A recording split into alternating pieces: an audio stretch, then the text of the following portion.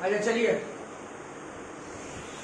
तो इनकॉर्पोरेशन में आज हम लोग पढ़ने वाले हैं चैरिटेबल कंपनी के बारे में। आप लोग काफी सुनते होंगे section 8 company, section 8 company, section 8 company. यार देखो, लॉ में क्या होता है ना, खास करके कॉर्पोरेट लॉ जब पढ़ाया जाता है ना,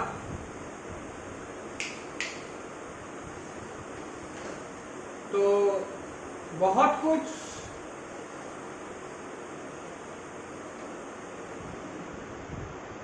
जो है ना, मतलब वर्ड यूज करना पड़ता है देखो समझाने के लिए। लेकिन जैसे जैसे हम लोग पढ़ते हैं वो सब वर्ड को फिर अलग से पढ़ा जाता है। तो सेक्शन 8 कंपनी इतना हम लोग बस इतना जानते थे कि सेक्शन 8 कंपनी का मतलब क्या होता है। जो चैरिटेबल कंपनी होता है वो सेक्शन 8 कंपनी कहा जाता है। आज पूरा एकदम पढ़ लेंगे चैरिटेबल कंपनी को, एकदम सेक्शन 8 कंपनी को। भैया सेक्शन 8 माने चैरिटेबल, समझ गए। सबसे पहला नंबर बात बोला गया है कि सेक्शन 8 कंपनी अगर आप हो तो 3 कंडीशन मानना पड़ेगा। 3 कंडीशन, 3 नोट्स को सामने रखिएगा। All 3 condition must be satisfied to incorporated section 8 company and get the licence from central government या आरओसी। क्या है अगर वो 3 condition? First condition, object of the company should be promotion of science, commerce, arts. 3 stream, science commerce arts. उसके बाद religion, 2 आ रहे हैं, रिलीजियन और research. Science commerce arts, religion research, education, environment. अरे science commerce arts 2 R, religion और research 2 E, education और environment. उसके बाद 2 एस है, स्पोर्ट्स और सोशल वेलफेयर। नहीं से याद रख पाएगा। Science commerce arts 2 R, religion research 2 E, education environment 2 S, sports और सोशल वेलफेयर। या इस तरह का सिमिलर कोई ऑब्जेक्ट तो करता है सेक्शन 8 कंपनी, तेरे को बोला जाएगा, तेरे को लाइसेंस दे दिया जाएगा। समझ गया ना? तो समझाना है यहाँ पे। नेक्स्ट, अरे यार सीएमए का इंटर में तो डायरेक्ट क्वेश्चन उठा के पूछ देता है, अरे एक्सप्लेन करो सेक्शन 8 कंपनी में। आएगा तो एकदम खुला सांड का तरह लिख देता। सेकंड क्या बोला सुन, whatever income or profit is earned will be applied for this object। अगर तू एक सेक्शन 8 कंपनी खोलता है और वहां से कुछ कमाता है तो कमा के भी यही ऑब्जेक्ट में पैसा को इस्तेमाल करना, तभी तू सेक्शन 8 कंपनी बोला जा सकता है तेरे को। अरे बाबा तूने एक सेक्शन 8 कंपनी खोल लिया, पैसा कमा लिया, भैया चैरिटी में भी पैसा हो गया यार, क्या करें यार, चैरिटी में भी पैसा आ गया और उस पैसा को कहीं और किसी दूसरे जगह इस्तेमाल कर दिया,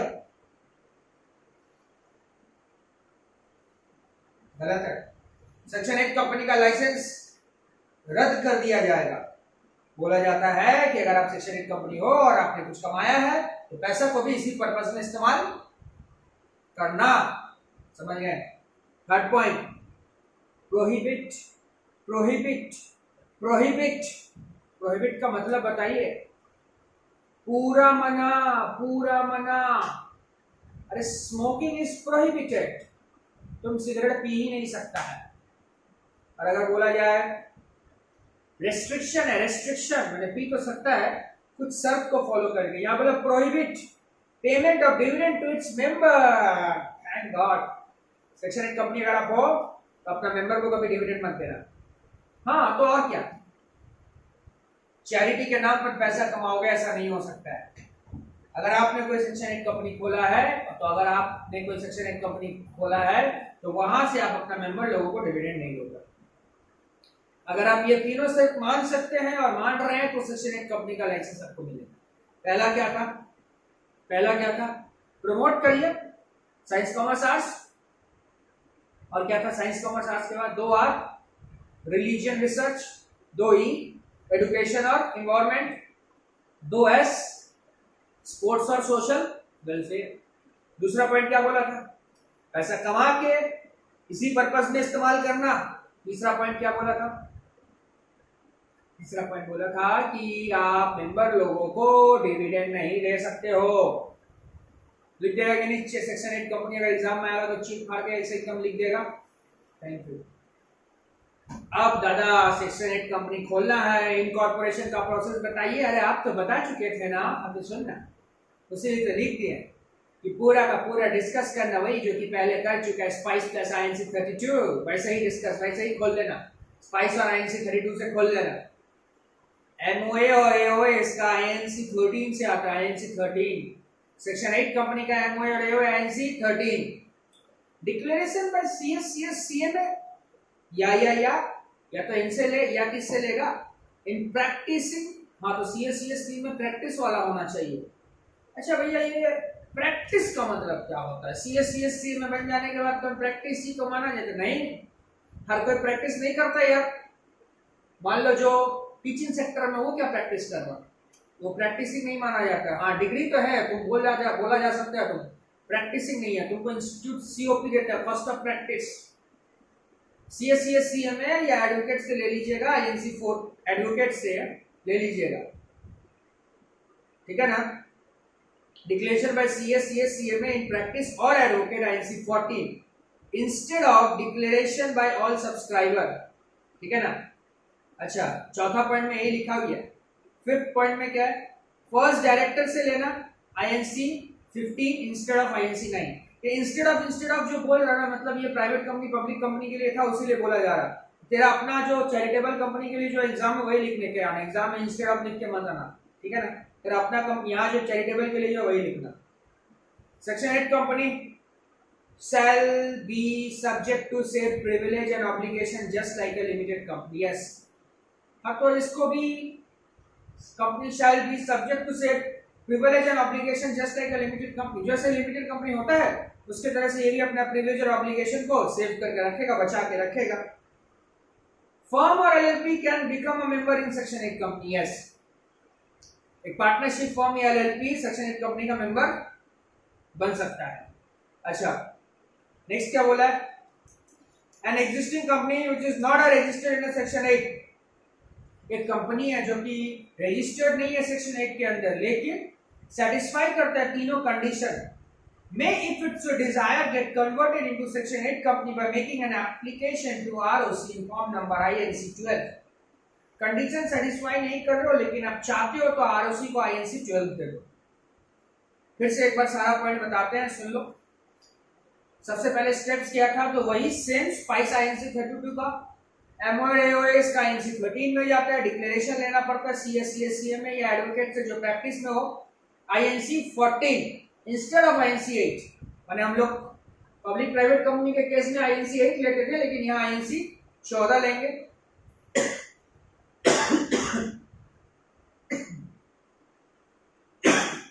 सॉरी, फर्स्ट डायरेक्टर का लेंगे INC 15 में इंस्टेड ऑफ INC 9। हाँ, तो जो आपका लिमिटेड कंपनी जो प्रिविलेज लेता था वो इसको भी बचाना पड़ेगा। फॉर्म एलएलपी सेक्शन 8 कंपनी का मेंबर बन सकता है। अगर कोई एग्जिस्टिंग कंपनी है जो कि सारा का सारा कंडीशन सेटिस्फाई कर रहा, लेकिन क्या सारा कंडीशन सेटिस्फाई तो कर रहा है, लेकिन मैंने अपने आप को सेक्शन 8 कंपनी में रजिस्टर नहीं किया, तो कोई दिक्कत नहीं, आरओसी के पास जाओ, INC 12 देख के कर दो। फिर नेक्स्ट पॉइंट, सेंट्रल गवर्नमेंट। यहाँ सेंट्रल गवर्नमेंट का मतलब आरडी का बात चल रहा है, रीजनल डायरेक्टर, समझ में आया ना। यहाँ सेंट्रल गवर्नमेंट आरडी होता है, आरडी का भी बाप है सीजी, ठीक है। CGRD can cancel the license of the section 8 company on any of the following 5 ground। बाप, किसका बाप? सेक्शन 8 का बाप कौन है? आरडी। उसका बाप कौन है? Central government. बाप का पास अधिकार है लाइसेंस छीनने का। तो 5 ग्राउंड में सुन ले, 5 ग्राउंड क्या है? पहला ground, company has violated provision of section 8। Company ने प्रोविजन को वायलेट कर दिया। मतलब जैसे तेरे को बोला गया कि तू डिविडेंड नहीं दे सकते, तूने डिविडेंड दे दिया, लाइसेंस कैंसिल। डिविडेंड दे दिया, लाइसेंस कैंसिल। अरे डिविडेंड दे दिया तो licence cancel. Next, company fails to fulfil the condition subject to which licence was granted to it. Licence देते वक्त आपको जो शर्त बोला गया था आपने वो शर्त को नहीं माना तो लाइसेंस कैंसिल कर दिया जाएगा। Next, company is conducting it's activity fraudulently, company fraud कर रहा, fraud fraud fraud, cancel. Company is conducting it's activity against public interest, public का इंटरेस्ट के अगेंस्ट में काम कर रहा सेक्शन 8 कंपनी, तुम पब्लिक का इंटरेस्ट के अगेंस्ट में काम कर रहे हो। सेक्शन 8 कंपनी का मतलब ही होता है कि you have to work in favor of public interest, not against the public interest, and you are working against the public interest, cancel करो। Company has violated its own object, अपना ही object को आपने violet किया तो licence cancel कर दिया जाएगा। अब क्या होगा after cancelling licence? CG RD में आरडी क्या करेगा? लाइसेंस तो कैंसिल कर दिया, लाइसेंस कैंसिल करने के बाद बाप क्या करेगा? बाप माने आरडी क्या करेगा? Allow the company to operate as a private company or public company for which company shall apply in form number INC 20। अब बोला तेरा सेक्शन 8 कंपनी का तो लाइसेंस कैंसिल हो गया, अब अगर तेरे को प्राइवेट कंपनी में जाना है या पब्लिक कंपनी में जाना है जा सकता है, आरओसी को फॉर्म नंबर INC 20 दे दे, सॉरी रीजनल डायरेक्टर को। समझ में आया? सेंट्रल गवर्नमेंट कैंसिल करेगा, आरओसी को जमा करेगा, क्लियर? या वाइंड अप कर दे, बंद कर दे, नहीं ये सब नहीं करना है। ना तो हम कन्वर्ट होंगे पब्लिक प्राइवेट में, ना तो बंद होंगे। क्या होता है इसका मतलब? अमेलगमेशन कर लो। किसके साथ? किसके साथ? तुम किसके साथ अमेलगमेट करेगा? ये किसके साथ अमेलगमेट करेगा? तुम हो क्या? सेक्शन 8, तो सेक्शन 8 के साथ अमेलगमेट करो। हाँ, सेक्शन 8 के साथ अमेलगमेट करेगा। Amalgamate the company with another section 8 company having similar object, उसका भी वही ऑब्जेक्ट होना चाहिए। मतलब लाइसेंस कैंसिल करने से क्या हो सकता है? 3 चीज। पहला, पब्लिक प्राइवेट कंपनी में कन्वर्सन कर दे INC 20 देके, नहीं तो वाइंड अप कर दे और नहीं तो अमेलगमेट कर दे किसी और सेक्शन 8 कंपनी के साथ जिसका सेम ऑब्जेक्ट हो। समझ गए? एक बात बताए, किसी को दोषी ठहराने से पहले उसे सफाई पेश करने के लिए मौका दीजिए। समझ में आया ना? ये वो खेल नहीं है कि मेरे को पसंद नहीं आया रिजेक्ट, दूसरे को पकड़ दिया। ठीक है, मेरे को लग रहा है कि सामने वाला कल्प्रेट है, पर कानून बोला है हर जगह उसको एक आखिरी मौका देना चाहिए। अरे जिसको फांसी लगाया जाता है ना, उसे भी उसका भी आखिरी कुछ इच्छा होता है। तो यहाँ तो खाली छोटा सा गलती किया ना, हम बोला कि हम section 8 company and I have obtained the licence of section 8 company but I am not fulfilling the condition. It doesn't mean that without intimating you are going to cancel my licence. You can cancel the license if I have violated the law, but you have to give me an opportunity. You have to give me an opportunity. Not only opportunity, in law it's known as opportunity of being heard. कानून में सफाई पेश करने को बोला जाए तो opportunity of being heard देना पड़ेगा, सफाई पेश करने का मौका दो। Before cancelling the license, CG, not CG, RD। भैया तो CG क्यों लिखे हैं? क्योंकि यहाँ पर CG माने RD। shall give an opportunity of being heard, सफाई पेश करने का मौका देना पड़ेगा। यस, समझ गए? All the assets and liabilities, rights, obligation of new amalgamated section 8 company will be decided by CGRD if it ordered the merger of two section 8 company। तो सारा एसेट्स और लायबिलिटी का खबर जो है वो अमेलगमेटेड कंपनी को दिया जाएगा, वो भी आरडी बोलेगा किस हिसाब से क्या करना है, नहीं करना, उस हिसाब से। A section 8 company can voluntarily also amalgamate with another section 8 company having same object। अगर तेरा मन किया कि तू किसी के साथ अमेलगमेट होना चाहता है, voluntary, what is the meaning of voluntary? अपने इच्छा से। देखो, एक तो होता है कि अगर तुम कंडीशन सेटिस्फाई नहीं करेगा तो अमेलगमेट कर दिया जा सकता है। दूसरा, अगर मेरा मन है किसी के साथ अमेलगमेट करने का तो क्यों नहीं कर सकते? कर सकते हैं। समझ गए? अब सुनिए, खाली इतना ही नहीं है कि आप मानिएगा नहीं तो आपको वो या तो प्राइवेट पब्लिक में कन्वर्ट मारा जाएगा, या तो वाइंड अप करके, या तो एमलगेमेट कर दिएगा, फाइन ठोकेंगे आपके ऊपर में। सुनिए, वायलेशन ऑफ प्रोविजन में क्या फाइन है। कंपनी अगर आप है तो minimum fine 10 lakh, maximum fine 1 crore. Officer in default जो है मिनिमम 25,000, मैक्सिमम 25 लाख। ठीक है।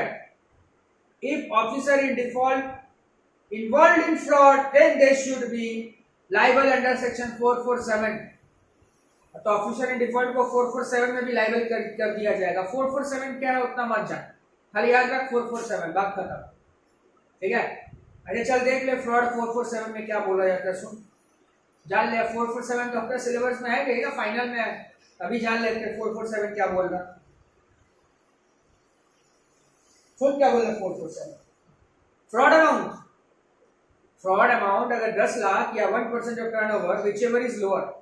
फ्रॉड अमाउंट अगर मान ले तेरा 10 लाख है या 1% of turnover whichever is lower है, तो मिनिमम फाइन जो अमाउंट इन्वॉल्व हुआ है फ्रॉड में वो ले लेगा, और मैक्सिमम क्या होगा 3 times of amount involve in fraud, 3 times of amount involve in fraud. And imprisonment, jail में भी डाला जाएगा 6 महीने के लिए। बट इफ पब्लिक इंटरेस्ट, और अगर पब्लिक इंटरेस्ट में नहीं किया तो मिनिमम 3 साल। नहीं समझा। अगर तेरा फ्रॉड अमाउंट 10 लाख या 1% ऑफ टर्नओवर में जो लोअर होगा, अगर वैसा कुछ होता है 10 लाख या 1% ऑफ टर्नओवर में लोअर होगा, सॉरी हम फिर से बताते हैं, सुन। फ्रॉड अमाउंट अगर हाइयर है, फ्रॉड अमाउंट अगर हाइयर है, ध्यान से सुन, फ्रॉड अमाउंट अगर हाइयर है किससे, 10 लाख और 1% ऑफ टर्नओवर। फ्रॉड अमाउंट अगर हाइयर है, फ्रॉड अमाउंट अगर बड़ा है किससे, 10 लाख या 1% ऑफ टर्नओवर में जो लोअर है। अरे पगला, फ्रॉड कितना का किया तो इतना का किया, 10 लाख और 1% ऑफ टर्नओवर, दोनों में से जो लोअर होगा वो ले लेना। और फ्रॉड अमाउंट अगर बड़ा है, फ्रॉड अमाउंट अगर बड़ा है तो मिनिमम फाइन, मिनिमम कितना होगा जो अमाउंट इन्वॉल्व था फ्रॉड में वही, और मैक्सिमम कितना होगा फ्रॉड का 3 गुना, और उसके साथ साथ जेल होगा 6 महीना का, और पब्लिक इंटरेस्ट में रहा तो 3 साल। एक बार फिर से, फ्रॉड अमाउंट अगर बड़ा है, फ्रॉड अमाउंट अगर बड़ा है, फ्रॉड अमाउंट अगर बड़ा है किसका, 10 लाख या 1% of turnover whichever is lower है, 10 लाख या 1% ऑफ टर्नओवर जो लोअर है वो देख ले। और फ्रॉड अमाउंट अगर बड़ा होता है तो मिनिमम फाइन कितना होगा जो अमाउंट इन्वॉल्व था वो, मैक्सिमम कितना होगा 3 टाइम्स ऑफ फ्रॉड, और उसके साथ साथ जेल भी हो सकता है 6 महीना का, और पब्लिक इंटरेस्ट में रहा तो 3 साल।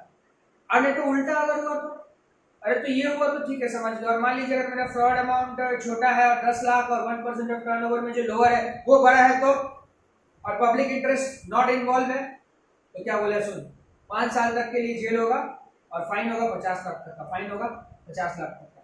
पब्लिक इंटरेस्ट है तो 5 साल और फाइन होगा 50 लाख। समझ में आया बात। और है मैंने अगर देखिए यहाँ फ्रॉड अमाउंट तेरा छोटा है ना, फ्रॉड अमाउंट छोटा है तो सजा भी छोटा था, लेकिन जेल खट पब्लिक इंटरेस्ट के लिए अगर है, पब्लिक इंटरेस्ट के लिए तो 5 साल का जेल खट और 50 लाख का तू क्या ले ले, फाइन ले ले। समझ में आया बात क्या बोले। ये अपना सेक्शन 8 कंप्लीट पूरा खत्म हो।